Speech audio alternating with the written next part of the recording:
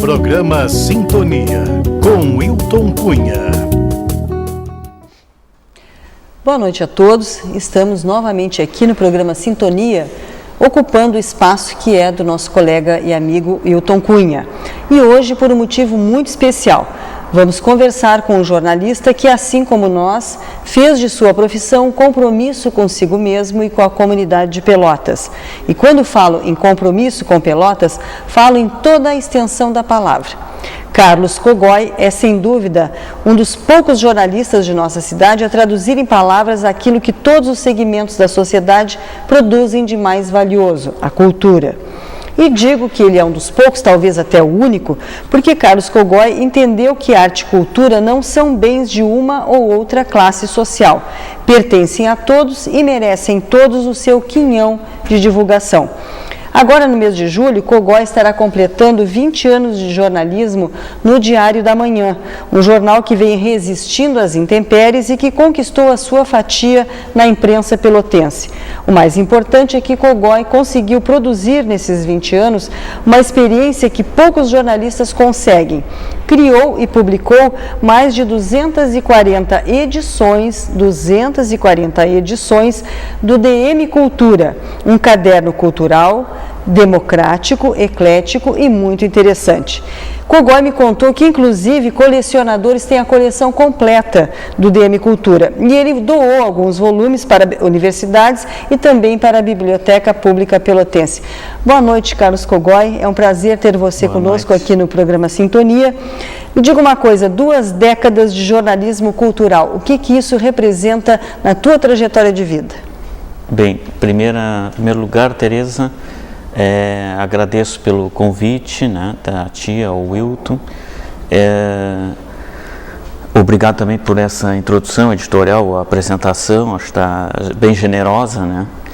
E está se aproximando esse período, agora em julho, né, 20 anos, ou seja, uma trajetória que implica, como todos nós, nas mais variadas atividades, né, em equívocos, tropeços, alguns enganos, mas também, me parece, tem essa confiança, uma boa fatia aí de acertos, né?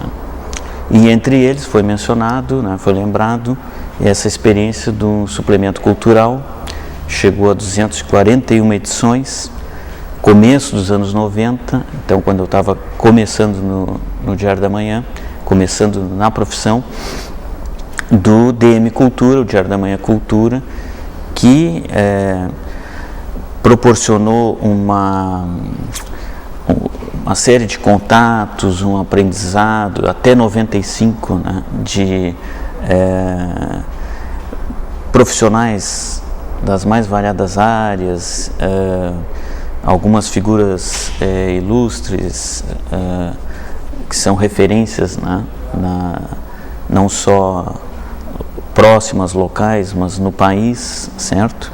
Então, chegar aos 20 anos, né, é uma reflexão sobre essa trajetória, ponderar acerca de alguns desses tropeços, mas fazer desse aprendizado, né, essa trajetória, motivação para seguir, porque os desafios, né, se sucedem, surgem as pautas, surgem novos temas, há uma renovação, e aí eu que sempre admirei, ainda estudante, né, a tua atividade nessa área, né, há bastante tempo já, mas enfim, ligada à leitura, literatura, cultura, arte.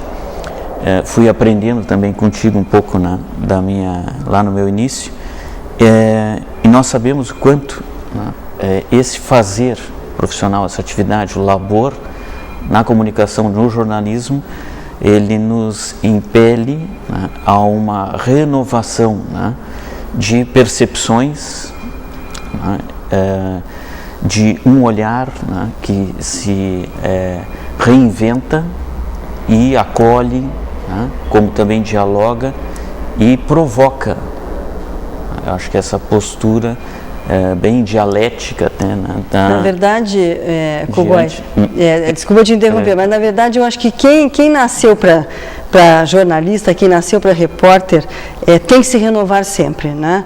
Ainda mais hoje, quando nós temos toda essa diversidade tecnológica, quando nós temos toda essa possibilidade de nos aproximarmos, né, do nosso leitor, do nosso telespectador, do ouvinte do rádio, né, na internet, daquela palavra escrita, daquela imagem toda circulando na internet. Então, isso é uma coisa que a gente precisa, né?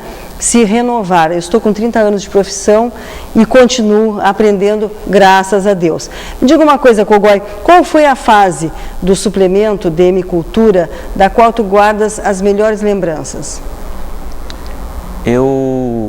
Esse suplemento, para o telespectador que não acompanhou, não lembra, não foi contemporâneo, então rapidamente, ele surgiu em 90, coincidentemente período que eu estava começando, como revisor no Diário da Manhã, e felizmente, né, acompanhado de uma equipe que se sintonizou nesse projeto, contava ali a Cláudia Tavares, Clécio, e jornalistas que hoje nem estão mais em Pelotas. Sim, são jornalistas profissionais aí que já estão fora do estado, né, há algum tempo, mas que naquele momento, né, nós compartilhamos essa motivação da juventude, da inquietação intelectual, né, era uma descoberta em conjunto, e com esse território, né, de comunicação muito instigante, que foi um suplemento então semanal, dominical, com períodos de 8 páginas, caindo depois para 4, resistindo a 2 interrupções e sendo retomado, mas que provocou uma interação, né, com a comunidade, inclusive extrapolando Pelotas e mantendo uma relação com outras realidades, autores, artistas, né? O que mais talvez tenha me alegrado e enriquecido nisso tudo, né? Não houve entrevistas, Scliar, Nélida Pinhon, Carlos Reverbel, Lia Luft, vários contatos assim riquíssimos, mas numa síntese, né, que se pode resumir, enfim, eu acho que principalmente esse senso, né, coletivo do trabalho, que não se resumia a mim, né, mas dependia desde na época, no início ali, a Clarice Castro, foi fotógrafa, está no Rio de Janeiro há bom tempo, colegas como Luiz Barros, que já faleceu, participava de uma área de montagem, Claudinei Cosseglio, que ainda está lá conosco no jornal, também dessa retaguarda, enfim, os diagramadores, né? Então, vários protagonistas que nem sempre apareciam naquele material publicado e que viabilizaram, propiciaram que isso se consolidasse, né? O Cogói está trazendo aqui para nós exemplares que ele encadernou, né, do DM Cultura. E aqui, por exemplo, é uma entrevista, 2 páginas, com o Moacir Scliar, que é um escritor gaúcho, muito conhecido em todo o Brasil, consagrado escritor. Em outras páginas ele nos mostrava aqui também a Lia Luft, né, que também hoje tem a sua página, né, a sua cadeira cativa na revista Veja. Então, esse caderno, ele, né, isso que você guarda aí, ele faz parte da história, da memória, não só de Pelotas, mas da memória cultural do Rio Grande do Sul e até do Brasil, com as suas entrevistas. Cogói, hoje você também dedica, além da parte cultural, como fez com o DM Cultura, você dedica um espaço aqui na nossa imprensa para tratar de outras questões, como o preconceito, o racismo, o movimento negro e as minorias. Você, no Diário da Manhã, atualmente, você talvez seja um dos poucos jornalistas que está fazendo esse tipo de trabalho. E você, por causa disso, tem sido porta-voz de movimentos culturais que não encontram espaço na grande mídia. Um desses movimentos seria o hip hop. Como é que você vê o hip hop hoje aqui em Pelotas? Bom, o Diário da Manhã, né, através do Hélio Freitag, que dirige, enfim, a equipe, né, os colegas, Vilmar Tavares, o repórter fotográfico, que possibilitou na convivência aí, ao longo dos anos uma troca, né, de aprendizagem especial, dispõe ou oferece, né, essa perspectiva, né, democrática de um trabalho que se manifestou em 20 anos e tomara continue, né, prossiga, se estenda, porque existe um ambiente de troca, né, de abertura, de debate e que proporciona, motiva e estimula, né, esses enfoques. Então, em 20 anos, 2 décadas, passei por diferentes etapas, né, mas desde universidade, enfim, com passagem pelo movimento estudantil, a própria atenção, cuidado, né, com o que é a realidade, né, de Pelotas e o que ela deve, na sua formação, né, econômica, social, a etnia, né, negra, aos afrodescendentes, enfim, isso foi me sensibilizando, né, à medida em que eu fui conhecendo. Acho que, em geral, o preconceito, né, ele se mantém, persevera, né, muito em função também da desinformação, daquela reprodução de valores, né, mais obtusos, estreitos e discricionários. Então, com essa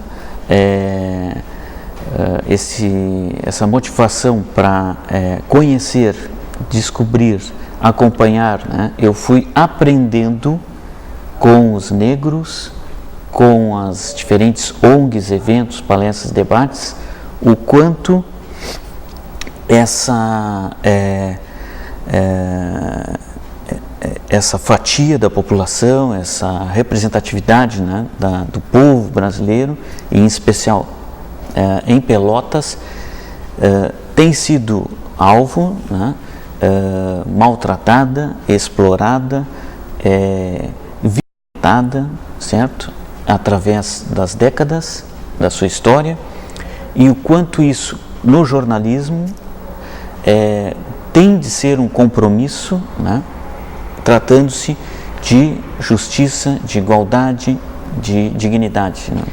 Ok, nós vamos ao intervalo comercial e voltamos em seguida com o jornalista Carlos Cogoi. Você está assistindo o programa Sintonia.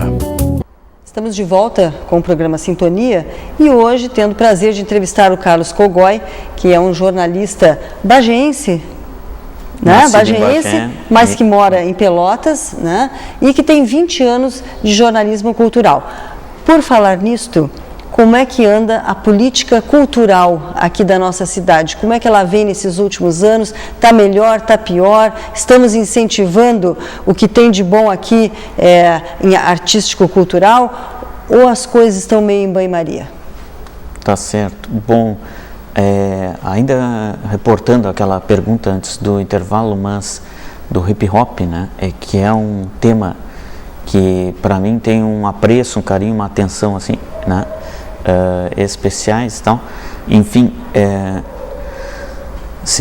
o tempo é escasso, mas o hip hop eu considero uma grande revolução, né, não no sentido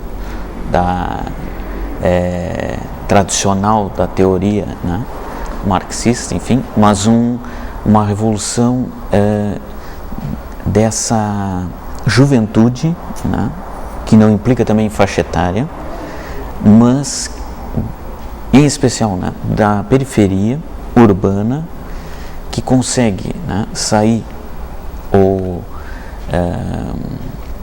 daquela passividade muito ditada pela grande mídia, né, que a gente sabe bem como é que os veículos pautam, né, esses comportamentos, valores predominantes na sociedade, a hegemonia, né, na sociedade. E, para abreviar, mas cronistas, né, desse sofrimento num desassossego que não sabe bem o rumo, enfim, como se organiza, mas o mais autêntico e legítimo, né, a mais autêntica e legítima poesia, né, onde parece que não há espaço para uma manifestação poética, né? Então isso é uma questão assim que a política cultural agora podemos, né, falar pois um pouco. Sim, e o hip hop consegue penetrar nessa política cultural que nós temos hoje, ou ainda é um movimento à margem disso? Uhum. O hip hop como uma manifestação popular, né, da comunidade pobre, majoritariamente negra, né, muitas vezes desempregados ou com baixa escolaridade, é a música que o guardador de carro sabe de cor, o negro drama, Racionais, enfim, uma inquietação, né, que provoca e eu acho, implica nisso, né? Nós temos que ter ouvidos e olhos sintonizados assim com o que essa crônica, né, trágica brasileira está nos instigando. Na política cultural é capenga, né, deficiente, tímida, reportando, Tereza, mas assim, bem abreviadamente, do que eu acompanhei nessa trajetória em relação à cidade, né, que se diz ou que se foi, enfim, com esse pendor artístico-cultural, né, nós ainda estamos na estaca zero, né? Na verdade, embora respeitando as trajetórias particulares de algumas das pessoas que estiveram à frente, momentos variados aí do poder público, né? É lamentável que se perceba uma imagem de Pelotas, né, cultural dissociada da democracia que exige, me parece, impõe, né, esse conceito se ele for questionado, né, na sua radicalidade. Então, ou seja, dissociada daquilo que realmente Pelotas vive, seria isso? A margem à parte, né? Lembro lá no começo dos anos 90, ainda as fundações, tivemos Fundapel, Integrasul, né, onde muitas vezes ali havia aquela sucessão, enfim, dos governantes, e aquilo servia como um cabide para os cargos de confiança, muitas vezes incompetentes ou pessoas com algum destaque social que se confundia com cultura, né, com arte, uma dondoca, alguém assim e tal. Depois disso, o que houve de mais, assim, sendo, né, muito sintético, enfim, mas eu acho que deve-se esse crédito à Frente Popular, que criou a Secretaria de Cultura, o governo Marrone, 2001, criou já, né, uma nova estrutura de administração a Secretaria Municipal de Cultura, a Secult, que agora parece que, né, vai estar num projeto aí para ser... Vai ser engolida de novo? Vai sossobrar, né? E, no entanto, e eu fazendo parte do Partido dos Trabalhadores, né, integrante, penamos muito ali e foi desperdiçada uma oportunidade fantástica de 4 anos, né, numa gestão municipal para desenvolver projetos de democratização, né, de um fazer cultural. O partido foi esquecido, privilegiou-se aí, ao invés daquela figura de destaque comunitário, social, né, na comunidade, aí uma outra elite, a elite acadêmica, né, universitária, descompromissada com essa realidade, né? Então há uma Pelotas em volta da praça ou em volta né, de alguns arcabouços aí teóricos, conceituais, e uma grande cidade favelizada, que se expande, que cresce, que aumenta, que incha, que clama, né, por política cultural, e que, num período depois do governo da Frente Popular, acho que a Beatriz Araújo teve um papel crucial, né, para promover um debate, chamar um debate, Conselho de Cultura efetivado, e uma recente, né, lei de incentivo muito acanhada. Ok, nós vamos fazer um novo intervalo comercial e voltamos em seguida com o Carlos Cogoi. Você está assistindo programa Sintonia.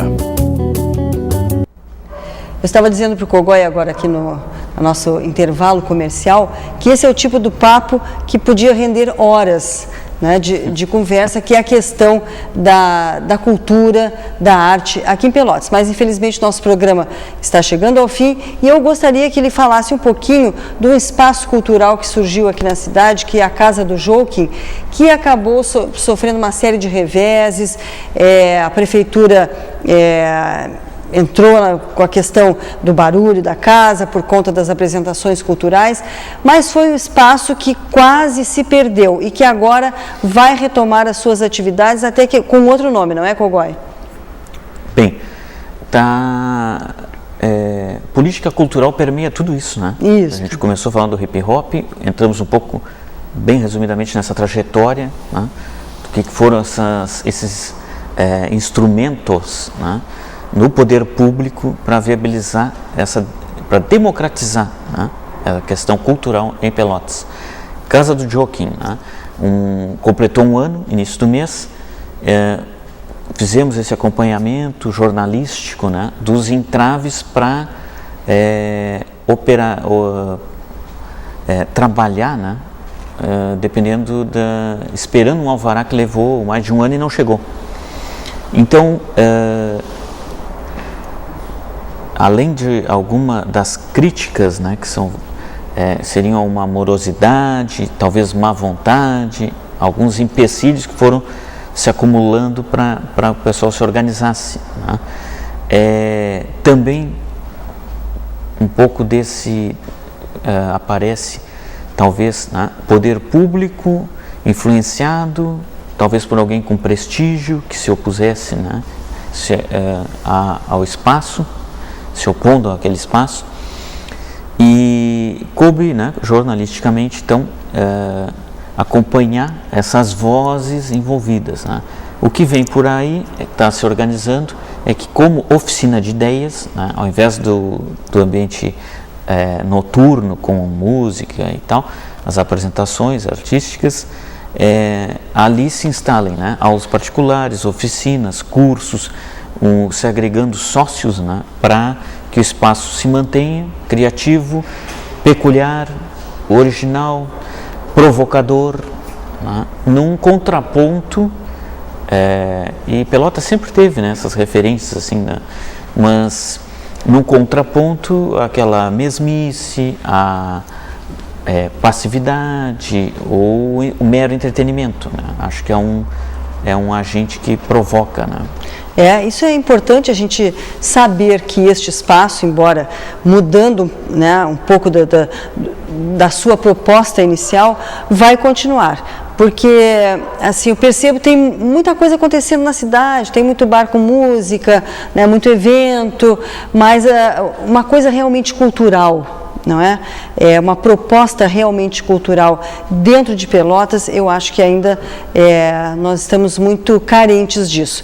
Eu gostaria de agradecer ao Cogoi pela presença aqui no programa Sintonia, desejar muitas felicidades, esses 20 anos de jornalismo cultural. Não temos mais o suplemento DM Cultura, mas ele está registrado aí e com certeza muita gente se lembra das edições deste jornal e das coisas boas que ele proporcionou para Pelotas. Obrigada, Cogoi, pela sua presença. Estamos encerrando mais este programa Sintonia, que na semana que vem estará de volta com o seu grande chefe, que é o Wilton Cunha. Uma boa noite para todos.